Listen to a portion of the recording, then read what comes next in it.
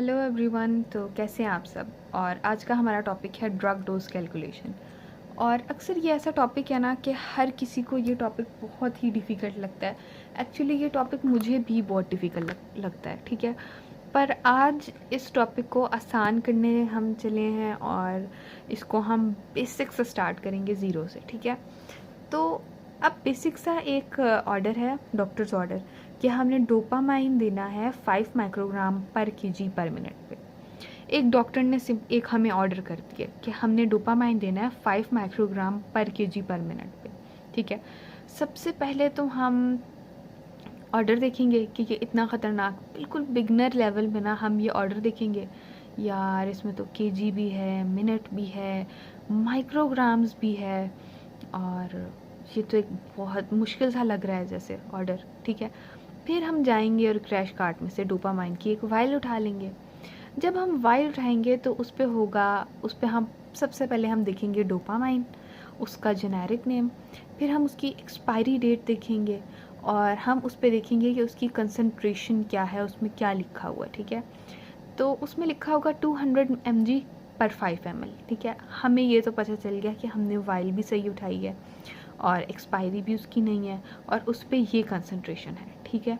यहाँ तक हमने काम कर लिया, ठीक। अब ना डॉक्टर्स ऑर्डर में केजी के बारे में लिखा हुआ है, ठीक है, कि 1 केजी में इतने माइक्रोग्राम देने हैं। तो हम सबसे पहले केजी का मसला तो हल करें ना। हम देखते हैं पेशेंट का वेट। अब लेट्स से पेशेंट का वेट है 40 केजी। मैं आपको एक ग्राउंड रियलिटीज़ पे बता रही हूँ जो हमने पेशेंट्स डील किए हुए हैं सर्जिकल आईसीयूज़ में। पेशेंट था, उसका वेट था बहुत ही कम, 40 केजीज़, ठीक है। तो हम वेट का मसला हल करने जा रहे हैं और हमने क्या किया, 40 केजी के पेशेंट का जो वेट था उसे मल्टीप्लाई किया 3 से। अब एक सवाल ये आता है, ये 3 कहाँ से आया। तो हर डोज का एक कांस्टेंट होता है। लाइक एपिनेफ्रिन का जो कांस्टेंट है वो 0.3 है, नॉरएपी का जो कांस्टेंट है वो 0.3 है। अब डोपामाइन में जब भी हम पेशेंट का वेट लेंगे ना तो उसको हम मल्टीप्लाई करेंगे 3 के साथ, ठीक है। ये 3 कांस्टेंट है, तो ये आ जाएगा 40 मल्टीप्लाई बाय 3, 120 mg हमने इस पेशेंट को देने हैं। यहाँ से हमें पता चल गया कि हमने पेशेंट को 120 mg देने हैं। वाइल में कितना था, 200 mg। 200 mg में से 120 mg हमने पेशेंट को देने हैं। तो इससे हम सीसीज निकाल लेंगे। लाइक 200 mg जो है वो हमने पेशेंट को देने हैं बाय 5 ml ना। तो हमें पता चल जाएगा कि 1 ml में 40 mg होते हैं, ठीक है। इसको हम डिवाइड करेंगे तो 40 + 40 + 40 इस तरह करके हम निकाल लेंगे 120। तो 3 cc, 1 cc में 40 mg होते हैं और 3 40 को मिलाओ तो 120। ये हम अपनी कॉमन सेंस से भी सॉल्व कर लेंगे, मतलब हमने 3 cc लेना है, ठीक है। अगर हम 120 mg हमें चाहिए तो हम उस 5 ml में से 3 cc क्वांटिटी ले लेंगे, ठीक है। केजीज़ का मसला तो इधर हल हो गया और हमें ये भी पता चल गया कि हमने कितना 3 cc लेना है, ठीक है। अब ये होता है कि आईसीयूज़ में बेसिकली सिरिंज पंप्स यूज़ हो रहे होते हैं, ठीक है। और जब भी सिरिंज पंप की बात आएगी ना, जब भी सिरिंज पंप की बात आएगी तो टोटल वॉल्यूम होगा 50, क्योंकि सिरिंज पंप में 50 ml ही आते हैं, ठीक है। तो हमने डोपामाइन के 3 सीसीज ले लिए और उन 3 सीसीज को हमने 50 ml में डाल दिया। मतलब हमने 3 सीसी जो है ना, ये जो 50 है इसमें से 3 सीसी हमने डोपामाइन के लिए थे और बाकी 47 सीसी हमने नॉर्मल सेलाइन ली थी और ये 3 सीसी हमने लिए थे डोपामाइन के, ठीक है। अब ये 3 सीसी और 47 मिलकर इसने 50 बना दिए। ये 50 जो है ना वो आ गई टोटल वॉल्यूम और टोटल डोज 120 mg आ गई जो हमने 3 सीसी में ली थी। ये होता है 2.4 mg पर ml। पर यहाँ पे आती है कंफ्यूजन कि हमने जो डोज निकाली है वो mg में है और doctors order is in microgram.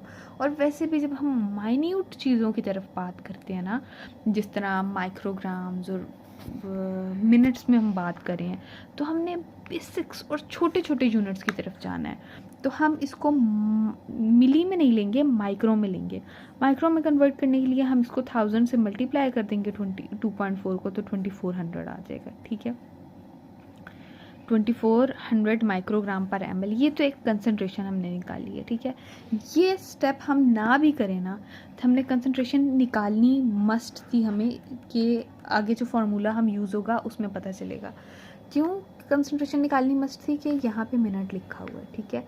अगर डॉक्टर मिनट का ना कहे ना, तो हम अपनी मर्ज़ी से ही ड्रिप में लगा के वो कर दें, बट डॉक्टर ने एक प्रॉपर कहा है कि इतने mg का, 1 mg में इतनी डोज आएगी 1 मिनट में। जब मिनट की बात होगी तो हमने रेट का फार्मूला यूज़ करना है, वो है desired dose divided by concentration multiply by weight. Weight हमने क्यों डाला? क्योंकि डॉक्टर्स ऑर्डर में वेट है, मल्टीप्लाई बाय मिनट के लिए हमने टाइम यूज़ किया। और टाइम हमने इसलिए यूज़ किया because the order is in minutes. अगर ऑर्डर मिनट्स में ना होता, आवर्स में होता, तो हम टाइम ना यूज़ करते, ठीक है। अब हमने डिज़ायर्ड डोज कितनी थी? 5। क्या है डॉक्टर्स ऑर्डर में? डिज़ायर्ड डोज कितनी है? 5। और जो कंसंट्रेशन है वो हमने निकाल ली थी अभी, 2400 माइक्रोग्राम, तो कंसंट्रेशन इतनी हो गई। मल्टीप्लाई बाय पेशेंट का वेट था 40, और टाइम था, क्योंकि मिनट्स में ऑर्डर है तो हमने 60 ले लिया। 1 घंटे में 60 मिनट्स होते हैं ना, 1 आवर में 60 मिनट्स होते हैं, तो वो हमने ले लिया। और इसको जब हमने कैलकुलेटर पे लिखा तो आया तो 5 माइक्रोग्राम पर केजी पर मिनट। इसका मतलब ये है कि जब हम सिरिंज पंप चलाएंगे ना, तो सिरिंज पंप पे हमें एक ऑप्शन आएगा कि इसको रेट क्या देना है। जब हम सिरिंज पंप की मशीन को ऑपरेट करेंगे तो वो हमने रेट 5 पे चलाना है, ठीक है। So this is the drug dose calculation for dopamine. और इस मेथड को यूज़ करके आप ड्रग डोज कैलकुलेशन कर सकते हैं। बाकी ये जो कांस्टेंट्स की बात है ना, ये कांस्टेंट्स भी अगर आपको चाहिए कि डोपामाइन के लिए 3 है, नॉरएपी के लिए 0.3 है, कौन सी ड्रग के लिए कितना कंसंट्रेशन है, तो वो आप जो है ना, आप कमेंट्स करें, मैं आपके साथ शेयर करूँगी। अगर आपको चाहिए तो आप कमेंट्स करें, वीडियो को लाइक करें, और अगर कोई एक बंदा भी कमेंट कर देता है ना, तो मैं वो नेक्स्ट वीडियो शेयर करूँगी आपके साथ। एक बार आप स्क्रीनशॉट भी ले लें इस सारी ड्रग डोज कैलकुलेशन का, because it is very easy way to calculate the drug, के आपने पेशेंट को कंसंट्रेशन कितनी देनी है और उसका रेट कितना देना है। इससे हमें पता चल जाएगा कि उसको 3 cc हमने वाइल में डालने हैं। 50 जो उसकी टोटल कंसंट्रेशन होगी उसमें से 3 cc जो है वो इस वाइल में से आएंगे। और इससे फार्मूला से हमें पता चल गया कि उसका रेट क्या है। हमने जब सिरिंज पंप पे रेट चाहिए होगा तो हमने कौन सा रेट पे कितनी ड्रग चलानी है। ओके, मिलते हैं नेक्स्ट वीडियो में किसी और टॉपिक के साथ। तब तक के लिए अल्लाह हाफिज़।